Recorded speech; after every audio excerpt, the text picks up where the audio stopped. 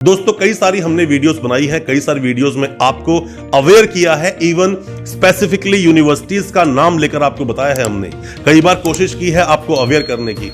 उन अवेयरनेस की जो वीडियोस हमने बनाई है, काफी लोगों ने जिसमें उसने मदद ली। काफी स्टूडेंट्स ने हम लोगों को डॉक्यूमेंट्स भेजे कि सर हमारे डॉक्यूमेंट्स पर आरटीआई लगाइए, इन्हें वेरीफाई करवाइए।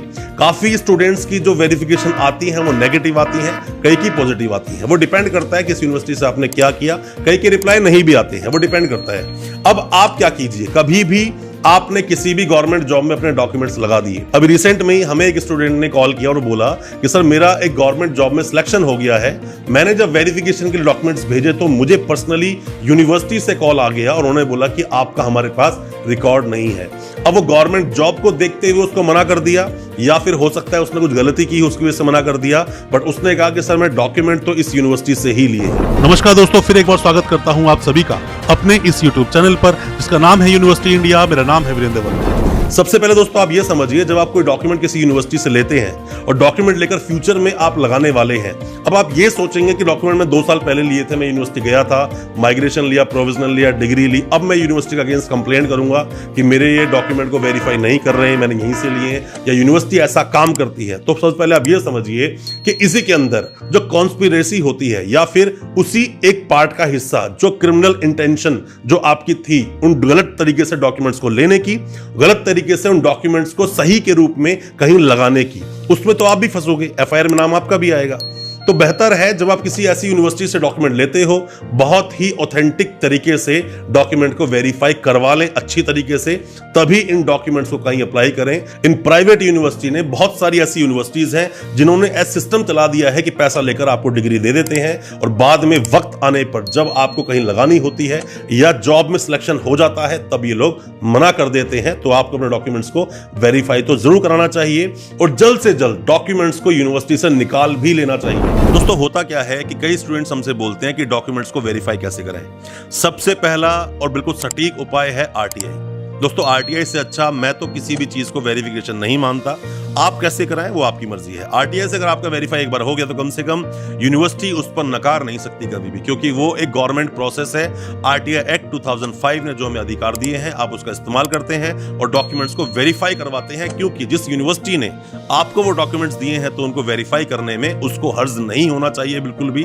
और अगर उसको हर्ज है या उसको प्रॉब्लम है, तकलीफ है, मतलब आपके डॉक्यूमेंट्स गलत हैं, उन डॉक्यूमेंट्स को आप यूज मत करना। हमने वीडियोस बनाई हैं कि गवर्नमेंट यूनिवर्सिटीज में से आपने कोई कोर्स किया है या कहीं से भी आपने, मान लीजिए कि आपने मास्टर्स कर लिया, गवर्नमेंट यूनिवर्सिटी में एडमिशन ले लिया, आप ग्रेजुएशन शॉर्टकट मार के आप कहीं से आए थे और आपका एडमिशन वहां पे हो गया, कोर्स कंप्लीट कर लिया, it's not mean that your documents are verified. Why?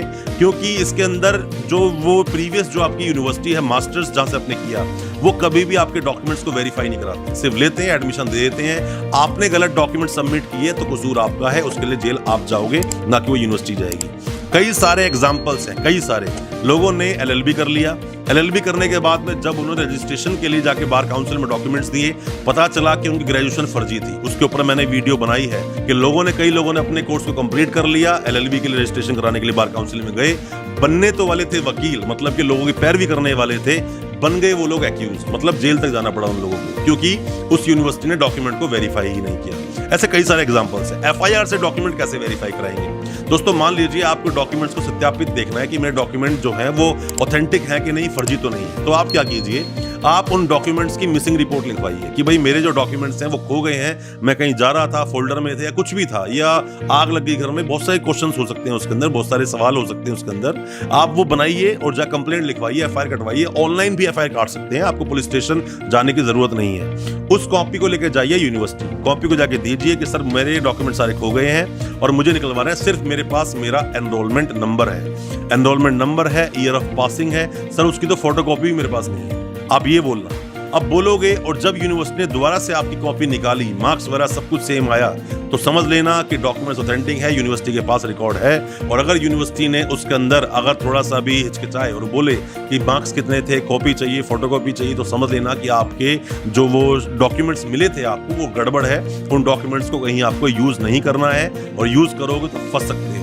FIR भी आप करवाओगे तो वो भी एक लीगल प्रावधान हो सकता है बिल्कुल, बस थोड़े एफर्ट्स आपको लगाने होंगे, यूनिवर्सिटी जाना होगा, डॉक्यूमेंट वेरीफाई कराने होंगे।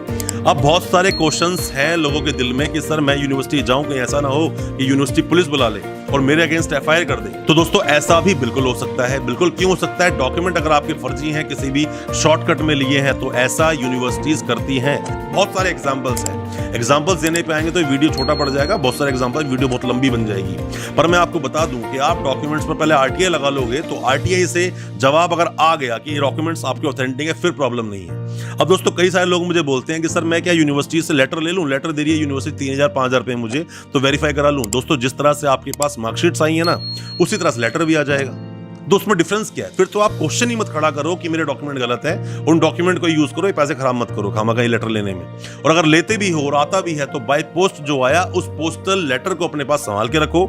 जो फीस आपने ट्रांसफर की उसकी रसीद संभाल के रखो। ये भी एक एविडेंस का एक काम कर सकते हैं फ्यूचर में अगर आपको कभी प्रॉब्लम किसी भी तरह से आएगी तो। बट दोस्तों बैकडेट डॉक्यूमेंट लेना ही मत, बिल्कुल बायकॉट कीजिए और सिस्टमेटिकली कोर्स कीजिए ताकि फ्यूचर में आप कम से कम कुछ समझ सकें, ज्ञान ले सकें। दोस्तों सिंपल सी बात मैं बताऊं आपको, अपने आप को एजुकेटेड बनाइए, क्वालिफाइड मत बनाइए। बहुत बार बोलता हूं, बार बार बोलता हूं, बार बार बहुत सारे डॉक्यूमेंट्स लेकर आप करोगे क्या? सिंपल सी बात है, नॉलेज आपको है नहीं, डॉक्यूमेंट ले जा रहे, जॉब कल लग भी गई आपकी, कल फ्यूचर में किसी ने कंप्लेंट कर दी तो आप फंस जाओगे। तो बेहतर यह है कि आप डॉक्यूमेंट बैकडेट के मत लो, अपने आप को नॉलेजफुल बनाइए। दोस्तों नॉलेज होगी ना कुछ काम आपको जरूर मिल जाएगा।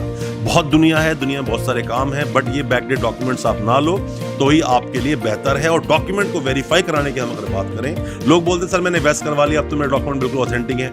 चलो ठीक है, मैं मानता हूं बिल्कुल ऑथेंटिक है, पर क्या एक्सेप्शन में, एक्सेप्शनल केस में क्या ऐसा नहीं हो सकता किसी बंदे ने जाकर या फिर आपके कंसल्टेंट ने जाकर वहीं जाकर उस गलत ट्रांसक्रिप्ट को यूनिवर्सिटी कोर्ट से पोस्ट कर दिया हो?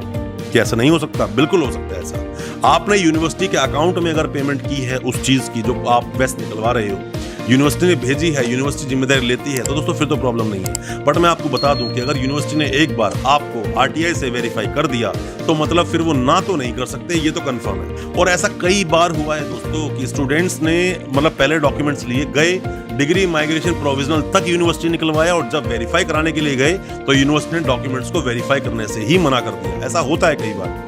आप अपने डॉक्यूमेंट्स पर एफआईआर से जो डुप्लीकेट मार्कशीट निकलवाओगे, ये प्रोसेस यही है जो मैंने आपको बताया। जैसे ही आपने कोर्स कंप्लीट किया इन प्राइवेट यूनिवर्सिटी से, तभी सारे डॉक्यूमेंट्स निकाल लो और अपनी डिग्री को वेरीफाई भी अच्छे से करवा लो। मतलब कि माइग्रेशन ले लो, प्रोविजनल भी ले लीजिए, ओरिजिनल डिग्री ले लो, ट्रांसक्रिप्ट ले लो, एलओआर ले लो, कोई भी किसी भी तरह का डॉक्यूमेंट, चाहे वो इक्विवेलेंसी सर्टिफिकेट ही क्यों ना हो, सब डॉक्यूमेंट्स निकाल कर रख लेने चाहिए। और कोशिश करनी चाहिए हमेशा कि इन यूनिवर्सिटीज को जो आप पेमेंट दें वो यूनिवर्सिटी अकाउंट में ही दें।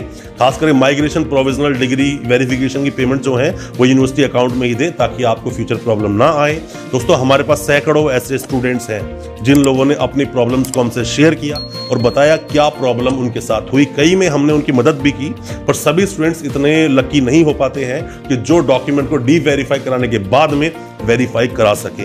ये प्रॉब्लम सीरियस है, इस सीरियस प्रॉब्लम को आपको समझना चाहिए। पहली बात तो बैकडेट डॉक्यूमेंट के लिए जाना ही नहीं चाहिए। सिस्टमैटिकली कोर्स कीजिए, 3 साल लगाइए, 2 साल लगाओ, 1 साल लगाओ, जितना आपका कोर्स का टेन्यूअर है उतना टाइम आप दो। डॉक्यूमेंट को वेरीफाई जरूर कराओ और डॉक्यूमेंट जल्द से जल्द निकलवा लें यूनिवर्सिटी से।